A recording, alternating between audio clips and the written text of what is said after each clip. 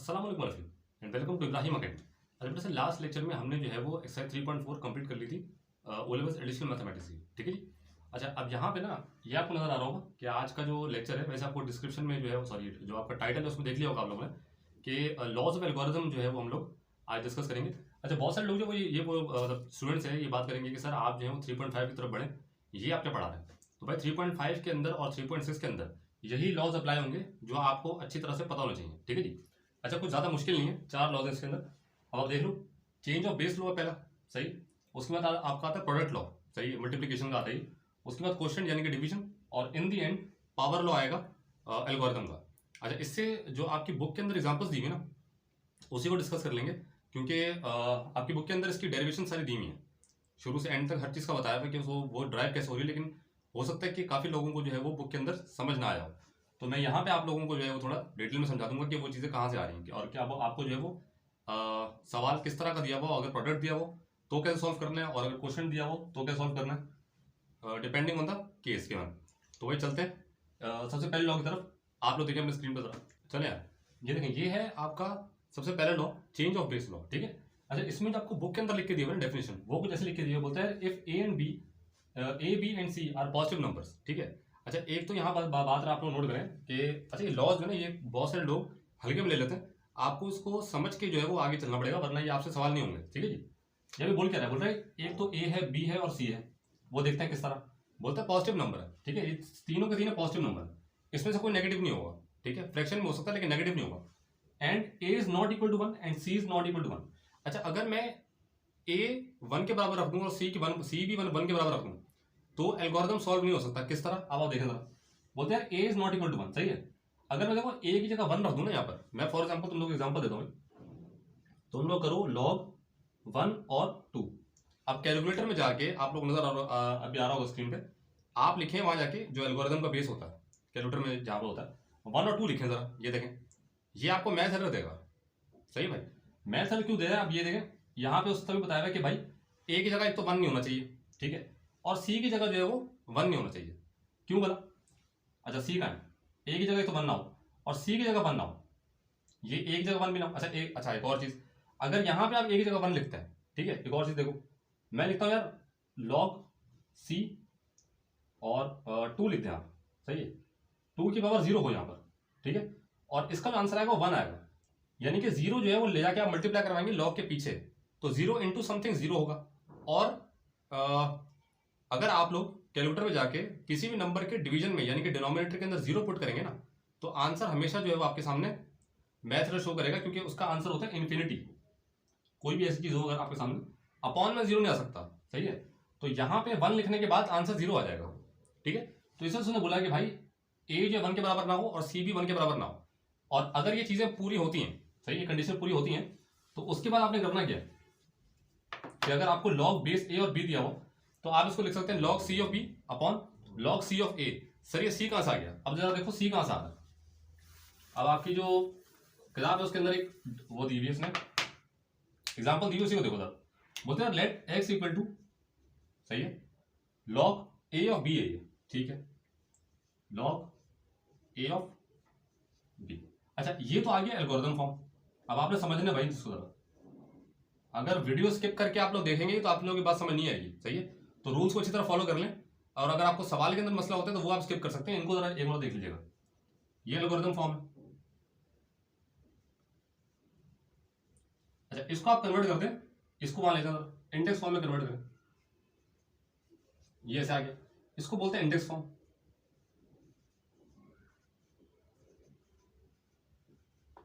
ठीक है। अच्छा, यहां पे ना एक बात नोट करो, अब वो उसने आगे तो मुझे आप लोगों को जो चीजें लिख के दी हैं, बोलते हैं मैं इस फॉर्म में क्या कर रहा हूं कि इसको लिखे ना, ये तो आ गया अलग, इसको लेके चल रहा हूं। बोलते हैं ए की पावर एक्स जो है वो बी के बराबर। अब बोलते हैं कि अपनी तरफ से उसने खुद से is equal to left hand side पे यहां पे लॉग सी लगाया, ठीक है।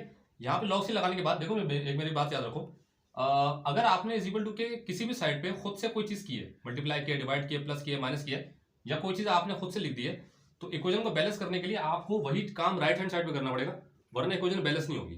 ठीक है, तो ये जो लॉग सी आपने लगाया है यहाँ पर, इसने इक्वेशन को डिसबैलेंस कर दिया है। अब यही चीज आपने वहां करनी पड़ेगी बी के साथ, ताकि इक्वेशन बैलेंस हो जाए। तो यहाँ लगाओ तो यहाँ भी क्या हो जाएगा, log base C of B.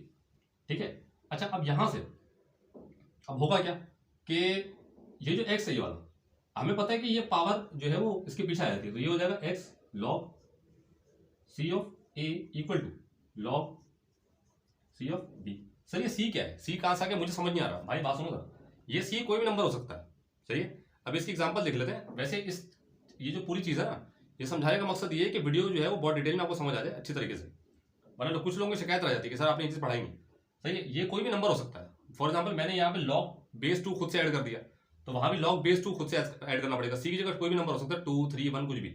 ठीक है, अच्छा अब यहाँ पे तुम देखो कि ये जो पूरी चीज है ये वाली, ये जो है एक्स से मल्टीप्लाई हो रही है, वहां जाके इसको डिवाइड करवाना पड़ेगा किससे, लॉग सी ऑफ बी से। तो एक्स का जो आंसर बचेगा तुम लोगों के सामने वो बचेगा log C of B upon log C of ए।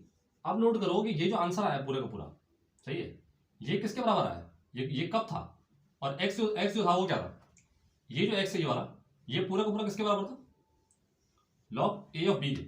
अच्छा अब मैं क्या करूं, ये चीज आ गई ना, अब इस x की जगह पे आपने लिख देना है लॉग a ऑफ b, और इसका जो आंसर आ रहा है डेरिवेशन करने के बाद वो कितना आ रहा है, log c of b upon log c of a। ये तो डेरिवेशन हो गई कि भाई ये जो चीज है उसको मैं लिख सकता हूं ऐसे।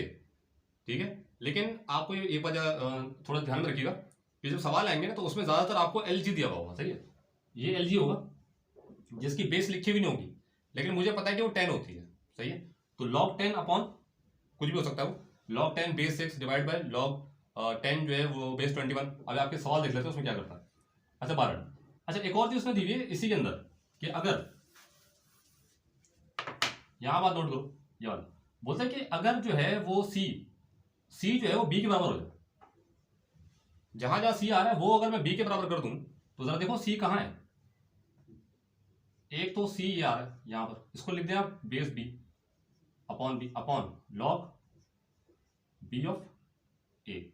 मैंने रिप्लेस कर दिया सी को बी से। ठीक है, अगर तो ऐसी कोई सिचुएशन आपके सामने आती है कि वो बोलते हैं सी जो है वो बी के बराबर है, तो आपने रिप्लेस कर देना। तो उसके बाद आप जरा देखें कि यहां पे क्या आंसर आएगा, इसका बेस और लॉग खुद एक ही है, तो इसका आंसर तो 1 होगा, और अपॉन में बच गया लॉग बी ऑफ ए। देखो ये रेसिप्रोकल आ गया किसका, ये इसका। ठीक है, तो तभी आपको वो बता रहा है कि भाई ये जो log base A of B है वो 1 अपॉन लॉग बी हो सकता है, इसका रेसिप्रोकल। ठीक है, अब ये आपको घबराने की जरूरत नहीं है, अगर समझ नहीं भी आया तो हम सवाल में देख लेंगे कि किस तरह आपको अप्लाई करवाता है। सही है, अब चलते हैं इसकी एग्जाम्पल देख लो यार। अब ये एग्जाम्पल बड़ी आसान है, पूरी एग्जाम्पल लेकर आऊँ। अब ये जो एग्जाम्पल 15 आपको दी है ना उसमें जरा देखो, मैं ऐसे लिख लेता हूँ लॉग 7 ऑफ 5।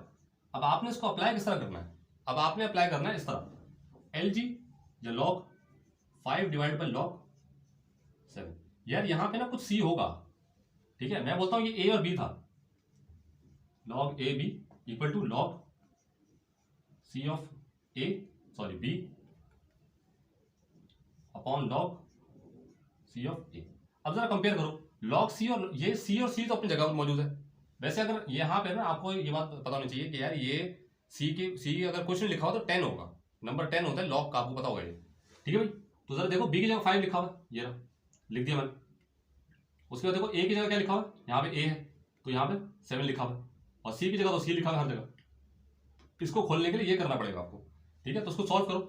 अच्छा ये LG 5 अपॉन LG 7 जो है, अच्छा खैर इसने जो चीज़ें दी है वो उसमें तो कटिंग हो रही है, आप इसको कैलकुलेटर में भी कर सकते हैं। ठीक है जी, ये तो हो गया पहला रूल। अब चलते हैं प्रोडक्ट रूल की तरफ। चले यार, ये अब देखें, ये है बी, सही है, प्रोडक्ट रूल। इसके अंदर भी आपको ये तो बहुत आसान है, खैर इसका मसला नहीं है इस तरह का, ऐसा दिया वो तो ऐसा करना है। अभी बोल क्या रहा है, बोल रहा है if A X and Y are positive number and A is not equal to 0 sorry 1। भाई अभी पिछला रूल था चेंज ऑफ बेस का, उसके अंदर भी उसने बोला था कि ए 1 नहीं होना चाहिए। ठीक है, तो जैसी बात है इधर भी ये बोल रहा है कि ए को 1 मत रखना भाई, 1 के अलावा कुछ भी रख लो, और उसके बोल रहे हैं देन ये क्या होगा और ये होगा। यार इसकी एग्जाम्पल देखो, बोलता है यार फॉर एग्जाम्पल आपकी बुक के अंदर भी दी है, ये 3 इंटू 7 मल्टीप्लाई बाय 4। ठीक है, ये देखो ये दोनों आपस में ना मल्टीप्लाई हो रहे हैं, तो अगर मुझे एल्गोरिथम की फॉर्म में इसको प्रोडक्ट की फॉर्म में इसको खोलना हो तो ये प्लस हो जाएगा। उसी तरह जैसे इंडिसेस के अंदर जब बीच में मल्टीप्लाई होता था, ऐसे मल्टीप्लाई होता था तो पावर्स को ऐड करता था मैं, क्यों, ए एम प्लस एन, ऐसे। तो प्रोडक्ट से आपने एडिशन याद रखनी बस, और कुछ नहीं है। यहाँ देखो, अब एक तो log बेस 3 ऑफ 7 का होगा, इस तरह x का, x 7 पड़ा हुआ है, और log बेस 3 ऑफ y का होगा, क्यों, क्योंकि y पड़ा हुआ है। तो इसका जो आंसर होगा वो हो जाएगा log base 3 of 7 plus log base 3, base हमेशा सेम रहेगी क्योंकि देखो दोनों जगह a लिखा हुआ है, और यहाँ 4 हो जाएगा। और इसको आप कैलकुलेटर सॉल्व कर सकते हैं आराम से, या फिर log 7 अपॉन log 3 भी कर सकते हैं आप, और वहां पे log 4 अपॉन log 3 भी कर सकते हैं, और इन दी एंड उसको ऐड कर दीजिएगा तो आपके सामने इसका आंसर आ जाएगा। ये भी हो गया प्रोडक्ट रूल। अब इसको देखेंगे कि हम लोग जो है वो सवालों में कैसे अप्लाई करते हैं। अब चलते हैं क्वेश्चन रूल की तरफ, जो कि डिवीजन का है। चलिए जी, ये देखें सी क्वोशंट। अच्छा, जैसे प्रोडक्ट था ना उसी तरह क्वोशंट है। प्रोडक्ट में आपने प्लस किया था और क्वोशंट में आपने सिंपली इसको माइनस कर देना और कुछ भी नहीं करना, सही है। अब इसकी एग्जांपल देख लो, वैसे करवाने की जरूरत नहीं है लेकिन चलो देख लो, बुक के अंदर एग्जांपल दी हुई है वही देख लेते हैं। log बेस 3 ऑफ 7/2, सही है, log बेस 3 है और यहाँ पे आगे 7/2, ठीक है। अगर देखो x की जगह 7 लिखा हुआ है और y की जगह पे 2 लिखा हुआ है तो आप लोग रिप्लेस कर दें, और a की जगह पे 3 है तो log 3 of 7 minus log 3 of 2।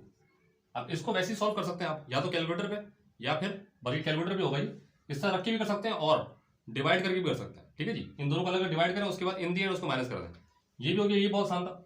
अब चलते हैं आखिरी रूल की तरफ, जो कि पावर लॉ है, ठीक है जी, उसको देखना जरा। चलिए जी, ये पावर लॉ है, देखें जरा, पार्ट डी। तो ये पावर लॉ के अंदर, अच्छा ये काम जो है ना वो हम लोग 3.4 में हमने किया है, बल्कि 3.4 के अंदर हमें पता था कि ये पावर जो ऊपर लगी हुई होती है ना, ये डायरेक्ट सीधा सीधा उठ के यहाँ से इधर आ जाती है, और उसके बाद जो आगे की चीजें होती है वो सॉल्व होती है, ठीक है। अब इसकी एग्जाम्पल दी हुई वैसे करवाने की जरूरत नहीं है इसको, लेकिन चलो कर लो। अब यहाँ पे जो एग्जाम्पल दी हुई ना आपको, फॉर एग्जाम्पल log बेस 5, अब ये होगा कैसे, ये है एक्स अंडर रूट, चाहिए अंडर रूट लिख लो, ये हाथ से मिटाने मसला होता है, ये एक्स अंडर रूट दिया, ठीक है। अच्छा यहाँ देखो था, ये अंडर स्क्वायर रूट जो होता है इसकी मुझे पता है कि पावर जो होती है 1/2 होती है, तो मैं इसको लिख सकता हूँ log बेस ऑफ 5, और x की जो होल पावर होगी वो होगी हाफ। अब ये पूरे का पूरा हाफ जो है ना ये उठ के आएगा log के साइड पर, ये हो जाएगा half log x of 5 of x। तो जरा ये देखो, ये पूरी की पूरी चीज ऐसे ऐसे खुलेगी, ठीक है, ये था पावर लॉ। अभी कुछ भी नहीं करना। अच्छा, ये आपका जो है ना आज की वीडियो के अंदर खैर मैंने आपको ये लॉस पढ़ा दिए। अब इसके नेक्स्ट वीडियो में इंशाल्लाह 3.5 का बाकायदा हम लोग आगाज करेंगे और इसको खत्म करेंगे 3.5 को जल्दी। ये लॉस पढ़ाना थोड़ा जरूरी था भाई, ये वीडियो जो है ना करना जरूरी था। 3.5 में आपको वैसे भी सॉल्व करा सकता था, मसला नहीं था, लेकिन बहुत सारे बच्चे जो है वो एक्सपेंसिव ट्यूशन अफोर्ड नहीं कर सकते, जो कॉन्सेप्ट वाइज पढ़ना चाह रहे हैं, सही, तो उनके लिए बहुत जरूरी था ये।